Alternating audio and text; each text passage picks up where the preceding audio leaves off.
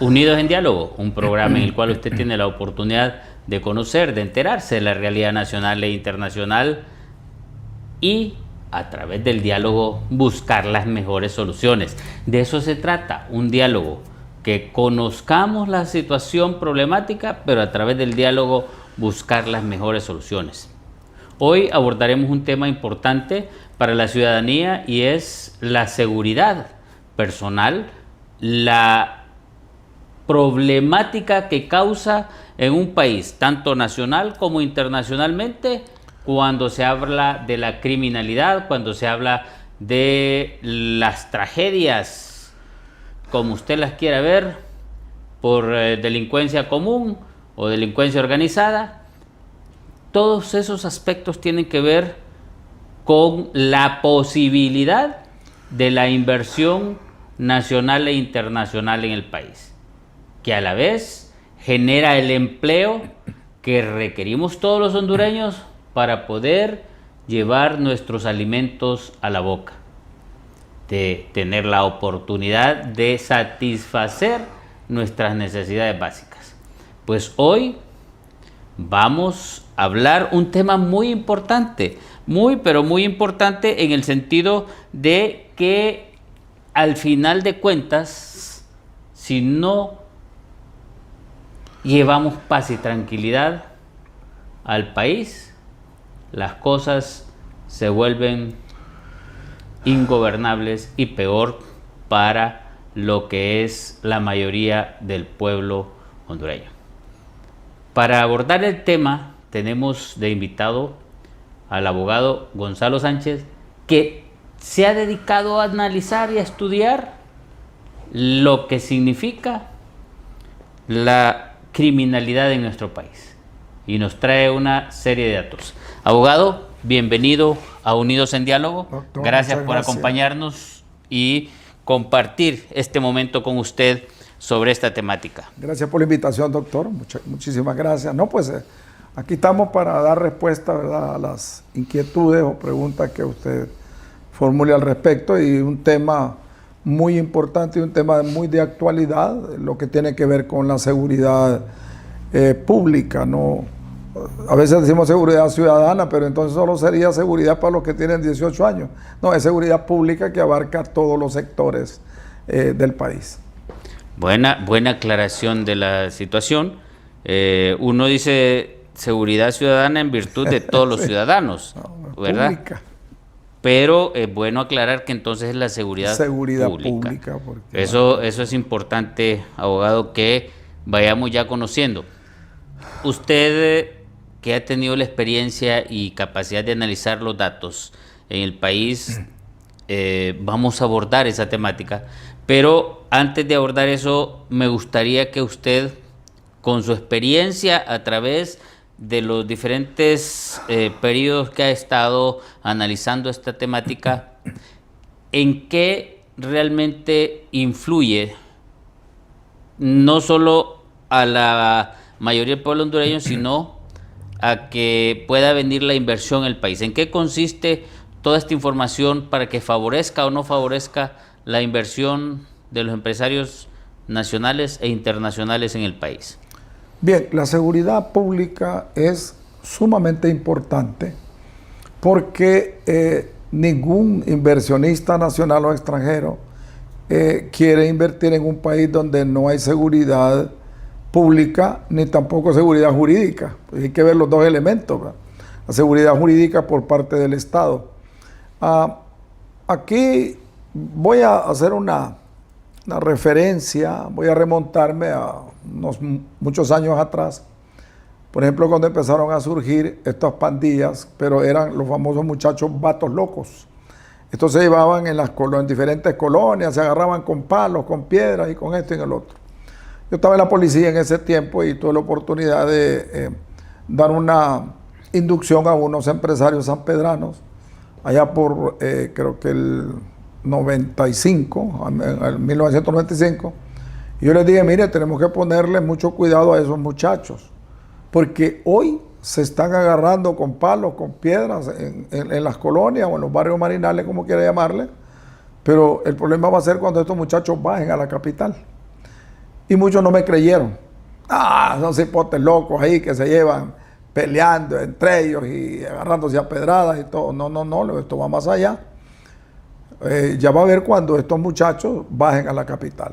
¿Qué fue lo que pasó? Comenzaron a bajar de esos barrios marginales, empezaron a matar guardias de seguridad, vigilantes para robarle las armas, se fueron armando, luego se dedicaron a la venta, por ejemplo, de estupefacientes, marihuana o otro tipo de droga, fueron agenciándose más y más dinero, a tal grado que ahora la criminalidad organizada, como es el narcotráfico y como son las pandillas, yo le llamo un monstruo de 1000 cabezas, un monstruo que por más que pueda hacer la seguridad pública del país, me refiero a los órganos que administran justicia, especialmente la policía, es sumamente poderlos combatir si no hay una voluntad política por parte del gobierno. Estamos entonces a merced de este tipo de situaciones mientras un gobierno que tendría que ser realmente el Estado de Honduras, claro, ¿verdad? No el gobierno, pero al final de cuentas, ¿por qué si hemos venido pasando gobierno tras gobierno? Todos nos han ofrecido seguridad, educación, salud y trabajo.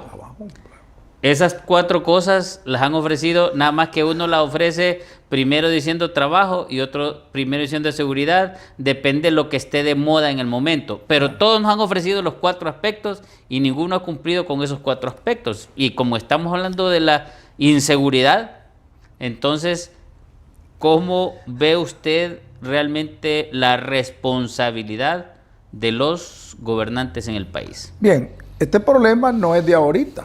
Imagínense que yo hice referencia en 1995 de las pandillas y no me creyeron. Pero básicamente esta no es una responsabilidad solamente de este gobierno, es una responsabilidad de los gobiernos anteriores que no se preocuparon por la seguridad pública, por la seguridad ciudadana, como queramos llamarle, no se preocuparon. Y ahora que han querido combatirlo, pues se dan cuenta de que no es que es difícil. Voy a poner un ejemplo. Solo se requiere la voluntad política y cumplir con los ofrecimientos que se les hace al pueblo hondureño, que se les va a dar seguridad, salud, empleo, educación. Yo siempre les pongo el caso y uno que otro me cuestiona, pero la mayoría me da la razón. Cuando hay voluntad política y cuando un gobernante ama a su país y ama a su pueblo, usted tiene el ejemplo del vecino, El Salvador. Óigame, las pandillas en El Salvador eran más fuertes que aquí en Honduras. Y mire usted cómo Bukele logró controlarlos. Y usted se pregunta, ¿pero cómo hizo El Salvador? Fácil. Formaron un frente común con la Fuerza Armada, la Policía, la Fiscalía, el Congreso Nacional, la Corte Suprema y otras instituciones más del Estado. Formaron un frente común y les dijeron a las estructuras, se les terminó la fiesta, hasta aquí nomás llegan. Y hasta ahí nomás llegaron. Y mire usted lo que ha sucedido en El Salvador. Uno de los países más sanos de Latinoamérica. Es uno de los países donde está llegando inversión extranjera, pero terriblemente están llegando de Estados Unidos, de Europa, a invertir a El Salvador. Y lo mejor, la paz, la tranquilidad que tiene el pueblo salvadoreño. ¿Y Honduras por qué no goza de esa situación? Simplemente no quiere. No hay voluntad política. ¿Quiénes son los que realmente no quieren hacer eso? Bueno, los gobernantes son los que no han querido, porque en El Salvador, ¿quién tomó la iniciativa? Bukele, el presidente. Entonces, ¿qué ha pasado con los presidentes anteriores? Simplemente no han querido. ¿Y qué? Y últimamente, se han creado diferentes agencias policiales, DIPANCO, esto y que el otro, pero a veces se molestan conmigo en la policía, porque les digo yo estuve en la policía, ¿no? Y les digo yo a algunos excompañeros, miren, capturando todos los días al que va a recoger 500, al que va a recoger 1000 empiras, al que va a recoger 2000 empiras, así van a estar 100 años la policía, 100 años. ¿Qué fue lo que hizo El Salvador? Se fue a las estructuras, se fue a los cabecillas y mire el éxito que ha tenido El Salvador. Entonces no es que es imposible, simplemente no hay voluntad política. Y el otro punto es que se culpa a la policía, que la policía es la policía. No, el problema de Honduras es un problema social, como usted bien lo dijo, doctor. un problema de desempleo, un problema de salud, un problema de educación. Es un problema social. Y la pregunta es, ¿puede la policía combatir estos problemas? No es la policía que va a combatirlos por la pobreza, no es la policía. Entonces se culpa que es la policía. Pero mire usted, por ejemplo, no vaya muy largo. Miren el Congreso Nacional cómo están peleándose los padres de la patria. En vez de estar pensando cómo van a combatir la criminalidad en el país, cómo van a darle paz, cómo van a darle seguridad a este pueblo, cómo van a traer la inversión extranjera al país. No, están peleándose en el Congreso Nacional. Imagínese usted, si arriba hay problemas, si imagínese qué puede pasar en otras instituciones del país.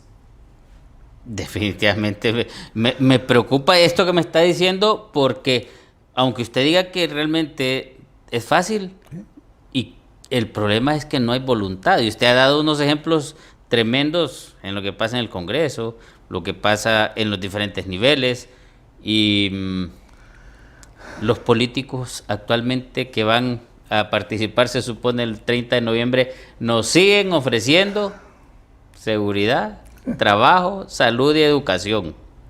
Y nos ofreció esto el actual gobierno, nos ofreció esto el anterior gobierno, nos ofreció esto Pepe Lobo, nos ofreció esto el mismo Manuel Zelaya Rosales antes de Pepe Lobo, Sí. nos ofreció esto Ricardo Maduro antes de Mel Zelaya, nos ofreció lo mismo Reina, nos ofreció lo mismo, bueno, todos nos han ofrecido Todos lo los mismo. gobiernos. Entonces, y estamos entonces con los mismos y para los mismos resultados. Es correcto. Y hay algo bien paradójico. Si nosotros le ponemos atención a los políticos, fíjese que ninguno de los actuales tiene un plan de gobierno. ¿Ha escuchado usted? No. Lo que están haciendo es peleándose, difamándose, despotricándose entre ellos mismos. Eso es lo que están haciendo los políticos ahorita. Pero nadie ha hablado de un plan de gobierno, un plan de país, de decir, no, mire, vamos a generar empleo, se va a mejorar la educación, se va a mejorar la salud, la educación, el empleo. Por el contrario, mire usted que quitaron el empleo por hora y dejaron a muchos muchachos que trabajaban en la mañana y en la tarde iban a estudiar. Entonces, parece mentira. Lejos de querer ayudarle al pueblo, más bien nos han fregado con esto. Entonces, usted ve pues que es lamentable, yo lo digo sinceramente, gane quien gane, yo no miro una luz al final del túnel. Así como están peleándose los políticos allá arriba y no están viendo los problemas sociales que tenemos en el país, va a ser bien difícil que podamos salir adelante. Y en este sentido, me da no sé qué, porque en algunos gobiernos se ha mencionado de un diálogo, incluso primero eso lo hicieron en El Salvador, ¿se acuerda usted? Sí. Lo hicieron en Guatemala, aquí se mencionó en su momento un diálogo con los del crimen organizado, pero realmente, ¿qué hizo, por ejemplo, el gobierno anterior para disminuir la criminalidad y cumplir esa promesa que nos habían dado? Para empezar del gobierno anterior, nos vamos a ir más anterior, y por último para que veamos la situación. Bueno, Juan Orlando creó la Unidad Tigres, creó Dipanco, que es ahora, y otras 2 o 3 agencias policiales más, los Cobra, incluso que ya estaban, pero que fueron incluidos. Pero es que no es la cantidad de policías, sino ponerle pensamiento al problema. Y vuelvo a repetirlo, hay que combatir primero los problemas sociales que tenemos. La inmigración es un problema grave, la migración que tenemos nosotros en el país. Los muchachos quedan con las abuelas, con las tías, con las hermanas, con parientes, y estos muchachos pierden todo lo que tiene que ver con el vínculo, el afecto, el apego, lo pierden. Entonces, todo eso pues acarrea de que estos muchachos caigan en lo que se llama en las pandillas. Bueno, en ese sentido es importante incluso tomar en cuenta lo que puede significar para nosotros como país el continuar deteriorando lo que es no cumplir con las promesas de campaña de los políticos, pero lo más difícil es, en este sentido, no poder satisfacer las necesidades básicas. Las necesidades básicas de un ser humano, las básicas, por así decirlo, la alimentación, el trabajo, la salud, vestuario, la educación, vivienda, porque tiene que vivir bajo techo, y otra serie de cosas más, incluyendo el esparcimiento y la posibilidad de divagar su mente, que es parte de las necesidades básicas del ser humano. Correcto. Pero todo eso tiene que ver mucho, principalmente con el trabajo, porque para que usted pueda llevar sus alimentos a la casa, tiene que trabajar. Para poder devengar su salario. Claro. Para poder dar educación a su familia, tiene que trabajar. Para poder comprar el vestuario suyo y de su familia, tiene que trabajar. Para poder comprar una casa, tiene que trabajar. O sea, todo, al final de cuentas, tiene que ver con la parte económica. En este sentido, muchos relacionados sociólogos, pues, se molestarán con lo que estamos diciendo en este sentido de el desarrollo social de una persona y de un país, pero tiene que ver mucho el desarrollo económico para que haya posibilidad de un desarrollo social. Y en este sentido, entonces, ¿qué podemos sugerirle a los que nos gobiernan para que vayan caminando en el sentido de poder cumplir? En este caso, para poder generar empleo se requiere lo que usted mencionó, la seguridad social. Lo primero es que haya seguridad pública, ¿no?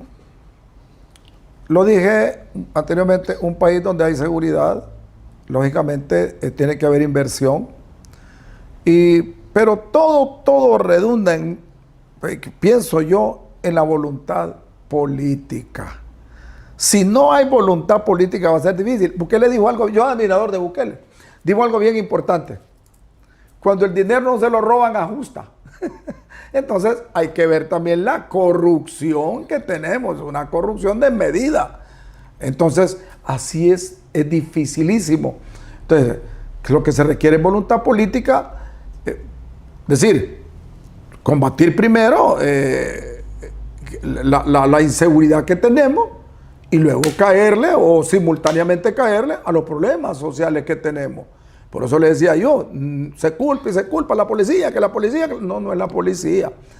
Ellos por sí solos no pueden. Creo que el ministro actual de Seguridad sometió a consideración al Congreso Nacional unas reformas de la ley para darle un poquito más de amplitud, ¿verdad?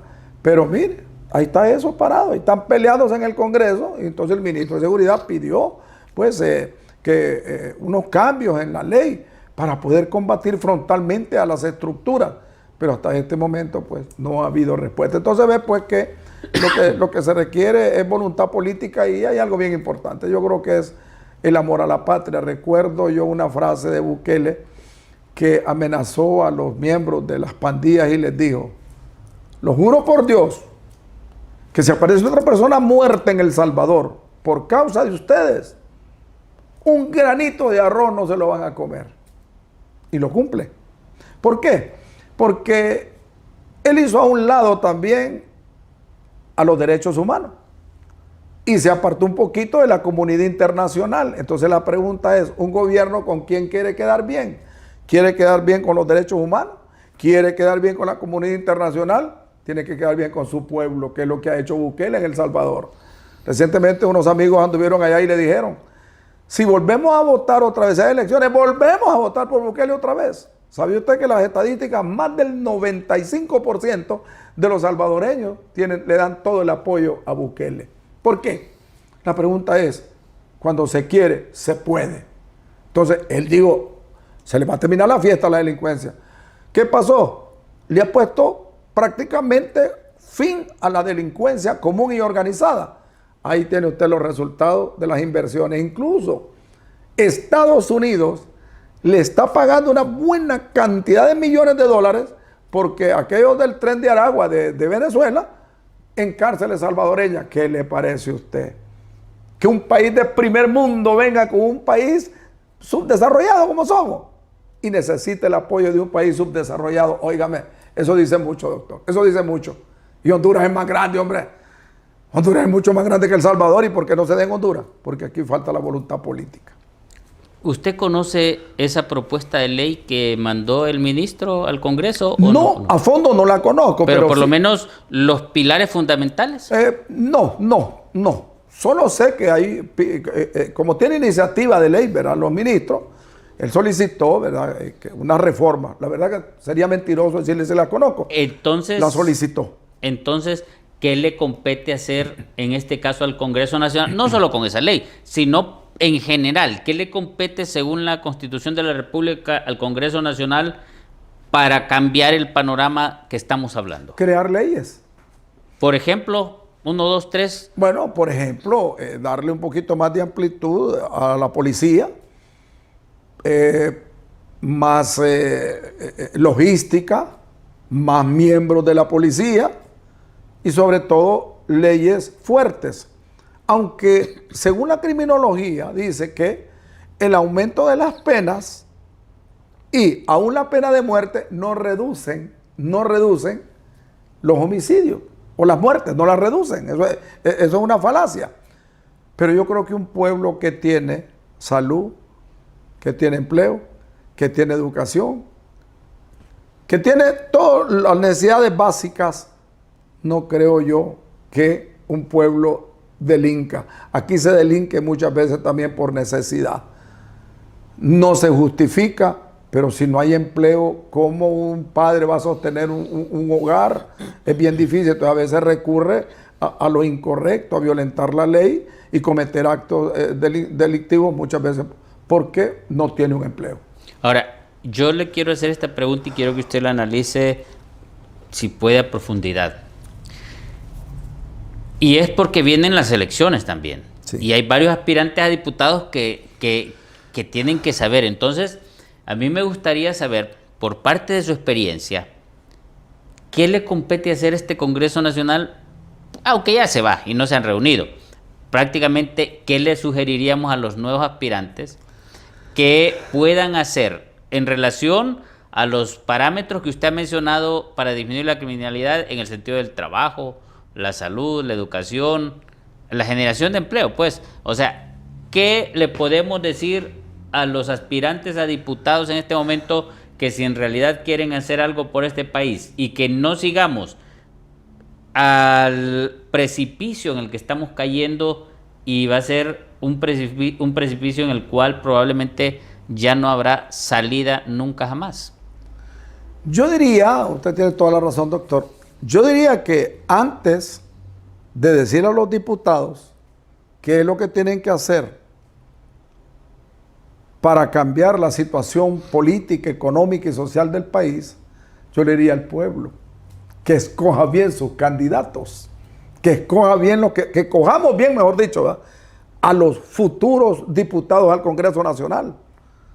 Porque, óigame, con todo respeto, ¿verdad?, porque hay diputados honorables y todos sí los hay, pero vemos diputados que son los padres de la patria. Con un padre así mejor prefiero no tener. Entonces, que son los padres de la patria, ¿verdad? Entonces, yo más bien le sugiero al pueblo o a nosotros que cuando vayamos a votar sepamos escoger los candidatos. Y hay algo bien importante. Lo dije yo recientemente en un programa televisivo. Aquí los políticos lo que están haciendo es enfrentándose, peleándose, despotricándose, insultándose. Incluso es lamentable que diputados con títulos académicos universitarios, usted los oye hablar, da tristeza, cómo insultan, cómo despotrican, cómo desprestigian, una cosa terrible. Pero no se han dado cuenta. Y yo creo que lo que sucedió en marzo, las elecciones internas, yo creo que eso debe llamar a reflexión a los políticos. Porque este pueblo ya despertó. Este pueblo no es el pueblo tonto que votaba por el pechito rojo de Pajarito, no, ya no. Que por la nueva energía de Calleja, no, ya no. Este pueblo ya está razonando su voto. Y ahorita en marzo se dio cuenta. Y el problema, lo que sucedió en marzo, todavía ha calentado más los ánimos de este pueblo. Y va a votar consciente, esta vez va a votar consciente. Entonces yo recomendaría a los políticos, lo dije en un programa, ya bájenle a ese tono de estarse peleando, tratándose mal, despotricándose, insultándose, desprestigiándose. Ya paren eso, porque el pueblo no quiere ver eso, el pueblo quiere ver acción en los padres de la patria. Entonces yo creo que tenemos que escoger bien tanto el candidato presidencial como los diputados al Congreso Nacional, para que tengamos un Congreso que verdaderamente vele por los intereses del pueblo. Fíjese que con lo que usted está diciendo me alienta ya un poco más en ese sentido de que el pueblo sí ha despertado. De hecho, al ver el 9 de marzo, que eran las 12 de la noche, 1 de la madrugada y 5 de la mañana, y la gente esperando ahí para ejercer el sufragio, eso da que pensar mucho. Y a los que hicieron esa trance, ese trastoque o esa maldad, le salió el tiro por la culata, como dicen popularmente en el ejército y en la policía. Claro. Ya que estamos hablando de seguridad. Claro. Pero fíjese que hay algo que tenemos que seguir trabajando, y es lo siguiente.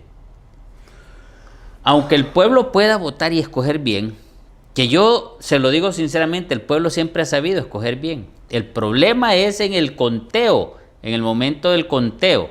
Lo que tenemos que hacer como pueblo realmente, y eso usted también cada vez que participe en un medio, pídale a la gente que se quede hasta el último conteo de su mesa, para que esté ahí de testigo, tomando video, tomando fotos, para que nadie de los que esté encargado en la mesa en ese momento tenga la posibilidad alguna de hacer un trastoque. Y luego los mismos partidos se van a ver perjudicados si trastocan esas actas. La gente debe tener evidencia, así como hicieron en Venezuela, para que tome fotografías de esas actas y no las puedan cambiar ni en la computadora, como ha estado sucediendo, por ejemplo, en este momento en las inscripciones, que les meten los datos de los que van a inscribir y le dicen, no, fíjate que fulano no está habilitado, tiene que cambiarlo. Llegan con la nueva propuesta y dicen, no, fíjese que ese estaba bien, el que está mal es el de arriba o el de abajo, entonces tiene que traer nosotros, se los vuelven a, no, fíjese que están bien, el que está mal es el otro. O sea, por maldad han estado haciendo eso en el Consejo Nacional Electoral para poder eliminar a 6 partidos que lo hicieron. Y eso lo dijo un invitado aquí realmente nuestro, que fue lo que pasó cuando entregaron su documentación. Y en ese sentido, entonces, si ya están practicando eso en este preciso momento, entonces esa práctica probablemente la quieren hacer en el momento del conteo de los votos para volvernos a ver la cara de babosos. Entonces hay que insistir. ¿Cómo le parece eso? Doctor, mire, dicen que no hay mal que por bien no venga, dicen. Lo que sucedió en Venezuela despertó aquí a los votantes, nos despertó. Y lo que pasó en marzo todavía nos abrió mucho más los ojos. Entonces yo no creo que se atrevan descaradamente a hacer un fraude. Porque eso no a la larga, a la corta, les va a pasar factura a los que intenten hacer fraude en este país. Yo creo que aquí debe respetarse la voluntad de la persona que va a ir a votar. Debe respetarse. Y ahora con la tecnología es sumamente difícil. Todo, como usted dice, van a tomar fotografías a las actas. Va a ser bien difícil. Ahora, el punto es que tenemos que hacerlo nosotros, los hondureños. Porque como dijo Bukele, la comunidad internacional y los derechos humanos no van a salvar a mi pueblo. Tengo que salvarlo yo. Mire qué frase las que dijo Bukele. Y mire la comunidad internacional. Mire el caso de Venezuela. ¿Qué hizo la comunidad internacional? Nada. Con toda la documentación que hizo. Nada. ¿Qué hizo la gran potencia del norte? Nada. Entonces, ¿a quién le corresponde? Como usted dijo, nos corresponde estar velando ahí porque es un proceso sea limpio. Porque la comunidad internacional no va a hacer nada, ni los derechos humanos tampoco. Bueno, vamos a irnos a una pausa. Sí. Cuando retornemos, vamos a seguir hablando de la responsabilidad del pueblo hondureño, pero también la sugerencia, no solo al Congreso, después tenemos que pasar sugerencias al Poder Ejecutivo para que también hayan sugerencias al Poder Judicial, así como se le hacen al Legislativo, en relación a poder tener un país con posibilidades de salir adelante y satisfacer las necesidades básicas de sus compatriotas o nuestros compatriotas o de todos nosotros. Vamos a la pausa, en Unidos en Diálogo ya retornamos. Unidos en Diálogo, un programa en el cual usted tiene la oportunidad de conocer y enterarse de la realidad nacional e internacional que tiene que ver con nuestro país, pero a través del diálogo buscar las mejores soluciones. Por eso estamos dialogando. Queremos nosotros en este momento, a través del diálogo, sugerirle al Congreso Nacional, a los aspirantes a diputados para el próximo Congreso Nacional, qué pueden hacer por nuestro país, qué puede hacer el Poder Ejecutivo y qué puede hacer el Poder Legislativo y qué puede hacer el Poder Judicial en nuestro país. Y, por supuesto, el resto de la ciudadanía, qué podemos hacer para poder salvar y rescatar nuestro país del precipicio al cual está cayendo y prácticamente sin retorno, porque cada vez vamos más profundo hacia lo que es el deterioro del ser humano. Sí.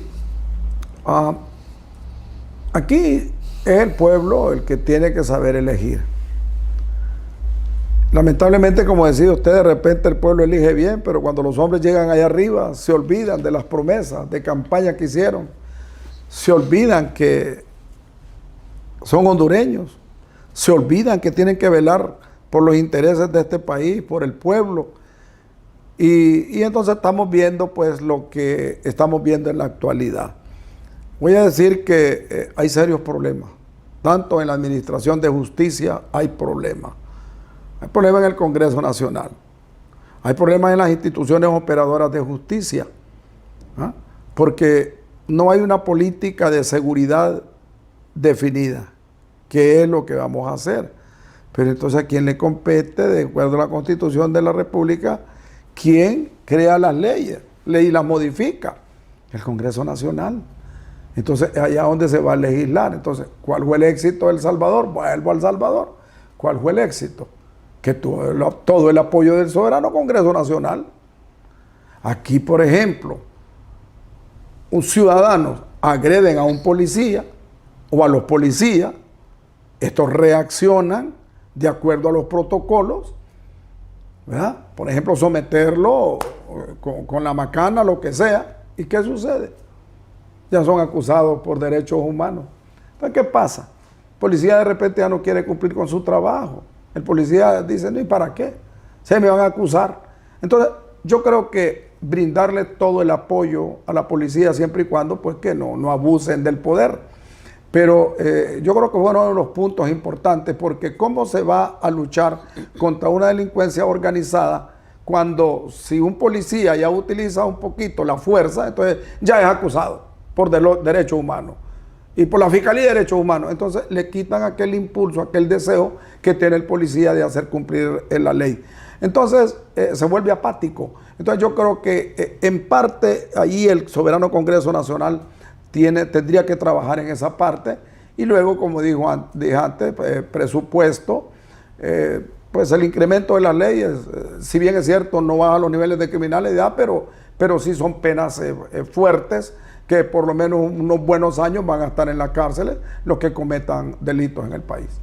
Bueno, pero es que eso que usted está mencionando hay que volarle ojo, como dice popularmente, o ponerle un poquito más de atención, porque usted, no sé, usted me imagino que está en el ambiente, yo que no estoy en el ambiente, yo he escuchado a través de los diferentes medios de comunicación cuando dicen que hay miembros de la policía implicados en el crimen organizado, cuando dicen que hay miembros del Poder Judicial involucrados.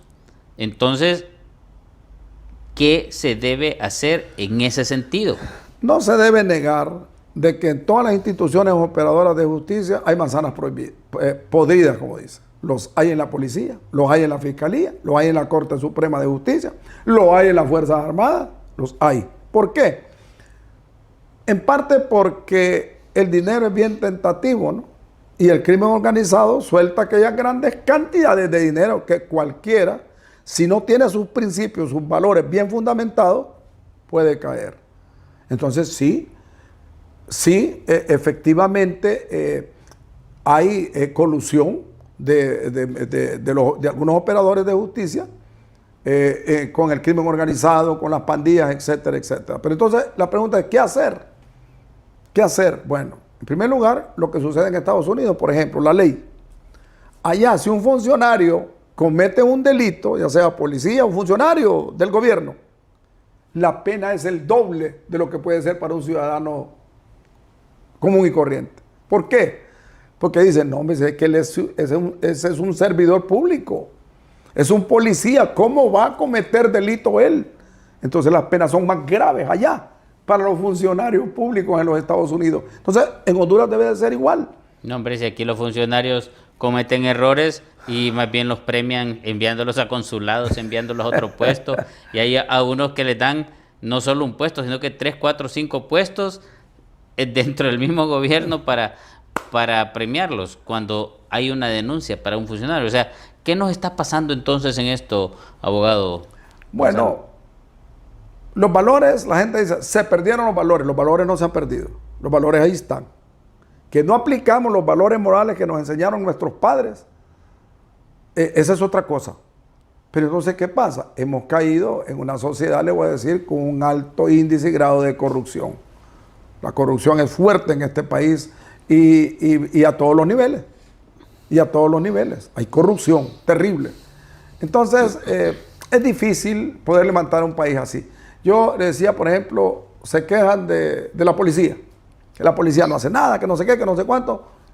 No debo de darle la razón al pueblo, también. Decía yo a unos altos oficiales, miren, cuando yo era niño, los policías andaban patrullando a pie. Eso no patrullaje aquí en Tegucigalpa cuando yo era niño, andaban a pie en las colonias y todo.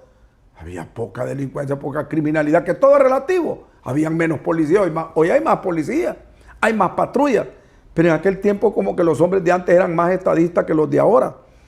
Los policías andaban a pie y pasaban por los negocios preguntando si todo estaba bien, que no. Cuando yo era niño andaban a pie los policías. Hoy están dentro de una patrulla nueva, con aire acondicionado, escuchando música y con el celular a todo dar. Y a 50 metros o a 100 metros de donde está la patrulla o la posta policial se cometen delitos, crímenes, robo, homicidio, asesinato, a 100 metros de donde está la posta policial. ¿Qué le dan a entender?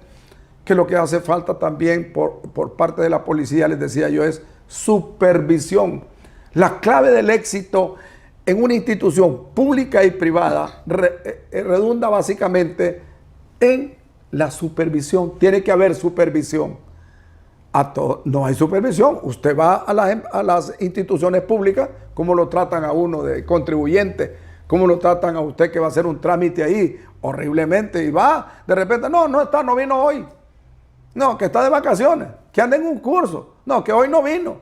Y si lo atienden de mala gana. La pregunta es, y no debe haber un supervisor ahí que supervise cómo lo están atendiendo. ¿Lo atendieron bien ahorita? Mire, si los empleados y funcionarios miraran que hubiera un supervisor que estuviera constantemente viendo todo el panorama, le voy a decir que cambiaría.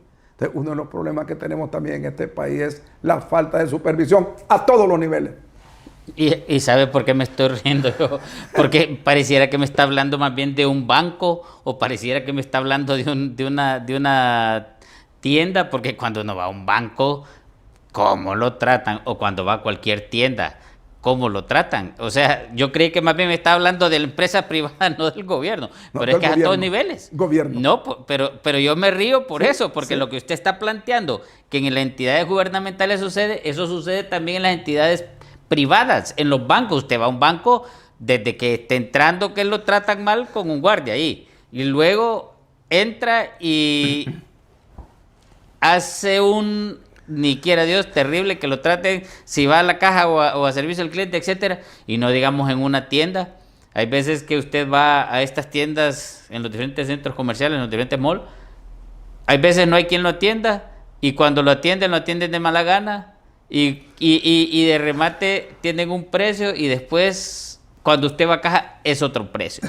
Lo mismo en los supermercados. O sea, la empresa privada está igual o peor que las entidades gubernamentales en ese sentido.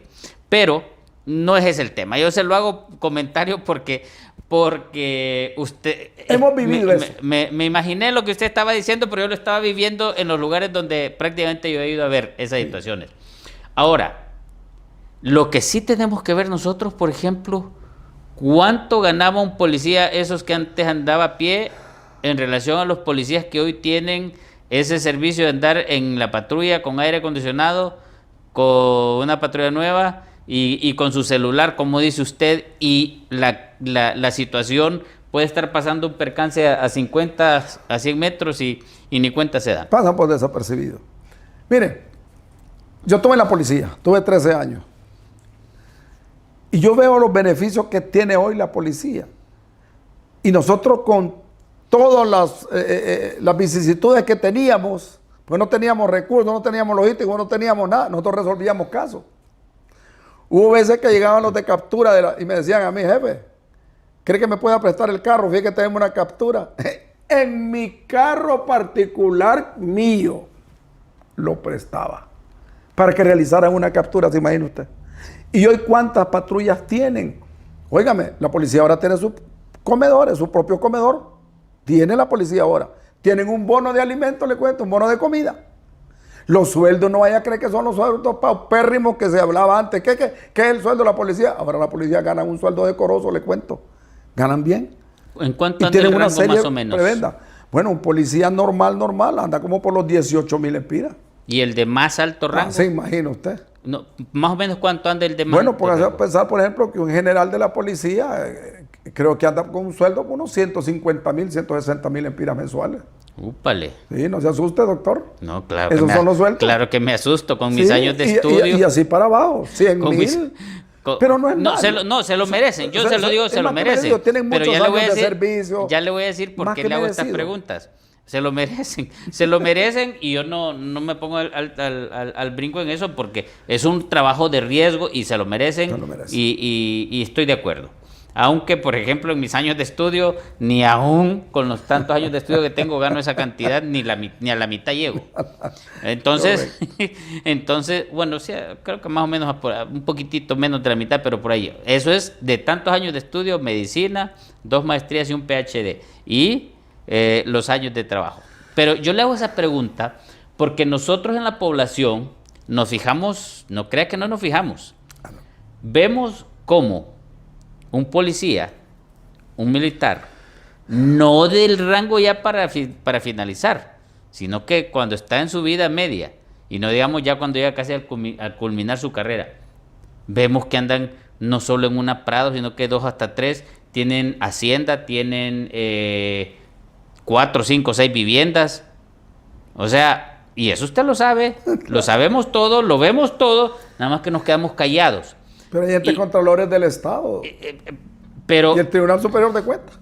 Pero yo le hago esa pregunta, y le hice la pregunta de los salarios, porque al final de cuentas, póngale que yo gane 2/3 de lo que me dijo usted, yo a puras cachas tengo una casa, a puras cachas tengo un carrito. O sea, bueno, tengo 2 carritos, para decirlo, ¿va? Pero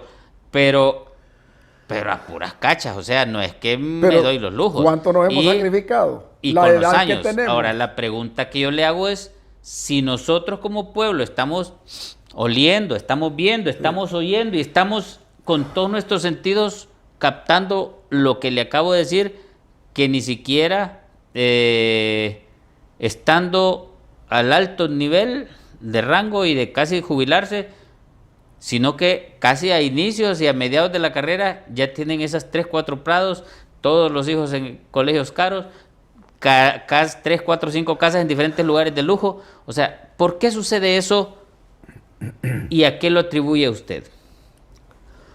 Bueno, con sus excepciones, porque no vamos a negar que hay oficiales de policía que su familia son acomodados económicamente y entran a la policía por vocación. Entonces, de repente, pues, esos no han sucumbido a los ofrecimientos del crimen organizado. Pero yo le decía a un director de investigación, es que esto es fácil. Detectar si alguien está recibiendo dinero del crimen organizado, porque es el que más dinero da. Es fácil saberlo. Aquí solo es de sumar y restar nada más. Suma y reste. ¿Cuánto gana usted? Tanto. ¿Cuánto paga de casa? Tanto. ¿Cuánto paga de luz, agua y todo? De sumar y restar. A usted le queda tanto. ¿Por qué tiene 4 prados? ¿Por qué tiene 3 prados? ¿Por qué tiene 5 casas? ¿Por qué tiene una hacienda? Es de sumar y restar. ¿Y que a él le compete a eso? ¿Al pueblo hondureño? No.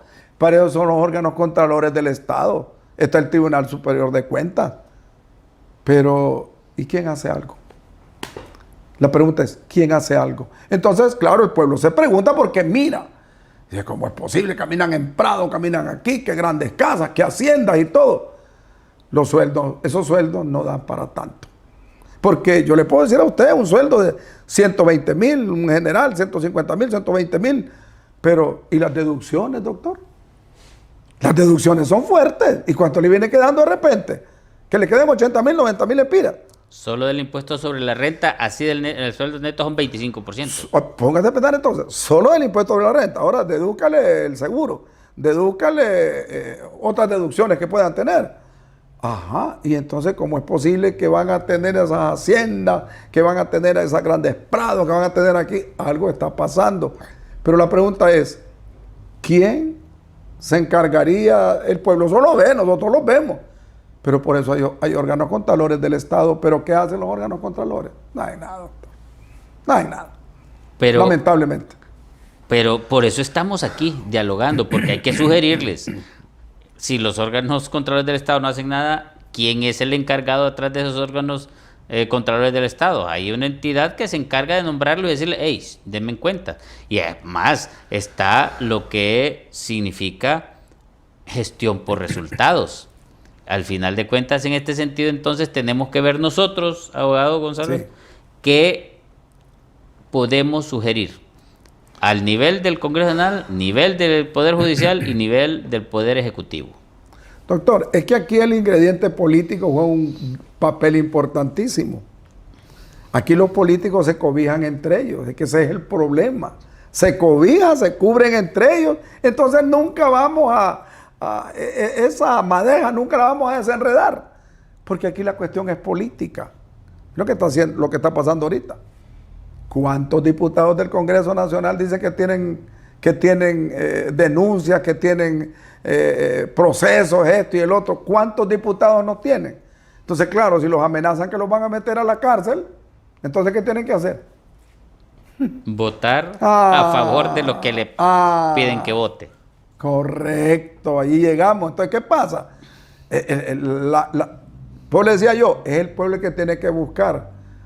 Pero por eso dicen que los pueblos tienen los gobiernos que se merecen. Porque a veces no sabemos votar, esa es la verdad. Pero fíjese que es que el problema, yo se lo recalco. Yo he visto en las diferentes elecciones en las que he tenido experiencia de ir a ejercer mi sufragio y de ver y de consultar, y después de lo que se da cuenta de uno es que el voto de uno no vale porque lo cambian en el acta, en la mesa. Esos malos ciudadanos traidores a la patria, el de la mesa que cambia un voto es un delincuente, pero que si realmente ni nombre le puedo dar, porque sí, es indignante saber que un miembro de una mesa electoral cambia a favor de su candidato los votos. Por eso tenemos el país que tenemos y gracias a ustedes, miembros de las mesas electorales en el periodo electoral que van a hacer eso. Entonces, papá, mamá, los abuelos, primos, hermanos de ese individuo, porque no tiene otra forma de decirle a ese individuo que va a una mesa, exíjanle ustedes por favor que este próximo proceso electoral no cambien los votos, aunque le den el gran paquete de plata que andan regando en las mesas. Y a nosotros como pueblo estar encima de eso, porque yo sí sé que el pueblo sabe escoger. Lo que pasa es que nos cambian. Y por eso es que dicen el pueblo, pero ese es un dicho también de ellos, porque, no fuimos nosotros, fueron ustedes los que nos eligieron y realmente no fuimos nosotros los que... Yo no elegí a ninguno de los que está ahí en el Congreso Nacional, me da hasta asco saber de eso, principalmente con lo que ha estado sucediendo estos últimos días. Yo no voté por ninguno de esos que están en este momento haciendo esas trastadas en el país. A los políticos se les olvida, doctor, que los tiempos cambian. nuevos gobiernos, hombres diferentes. Decía Herodoto, un escritor griego, aun cuando la justicia ande cojeando, en su larga carrera siempre termina atrapando al criminal. ¿Dónde están gobernantes nuestros? ¿En qué país han estado presos o están? ¿Por qué? Porque tarde o temprano la justicia, no les cae de repente la justicia terrenal, les cae la divina. Que eso los políticos que lo sepan perfectamente bien. Entonces, Herodoto tenía razón. Aun cuando la justicia ande cojeando en su larga carrera, siempre termina atrapando al criminal. No crea que van a quedar impunes. Algún día van a caer. Yo cuando me imaginé que expresidentes de la República iban a estar presos en los Estados Unidos. Cuando me imaginé que altos jerarcas militares o policías, lo que sea, presos en los Estados Unidos. ¿Quién se pudo imaginar eso? Nadie se lo pudo imaginar. Entonces, políticos, hay que actuar conforme a la ley. Hay que ser honesto. ¿Por qué? Herodoto sigue vigente lo que dijo. Aunque ande cojeando en su larga carrera, siempre lo termina atrapando. Eso es importante y evidente. De hecho, como usted dijo también al inicio, si no es la justicia terrenal, es la justicia divina. Porque si usted ve, varios de los que nos han gobernado o están bajo tierra o están con su mente ya confusa. Entonces, definitivamente hay una justicia divina. Y en este sentido, entonces, como pueblo hondureño que hemos despertado, sí, y que tenemos la oportunidad de ir a ejercer sufragio en forma adecuada, realmente, ¿qué podemos hacer en este caso, por ejemplo, con los problemas evidentes y que debilitan la justicia como el Poder Judicial para que las cosas puedan cambiar, abogado? Bueno, no politizar las instituciones. Porque ese es uno de los problemas graves. Mira lo que está pasando en la actualidad. Las Fuerzas Armadas siempre han tenido el respaldo y el respeto del pueblo. Y últimamente usted se dio cuenta de lo que pasó hace poquito aquí nomás en Cofradía. Aquí cerquita, ¿verdad? De Cofradía, sí, en esa aldea. Los militares en estado de ebriedad, claro, no es la institución es noble, son sus miembros. Pero ¿qué pasa? Ya los ciudadanos querían agredir a los militares.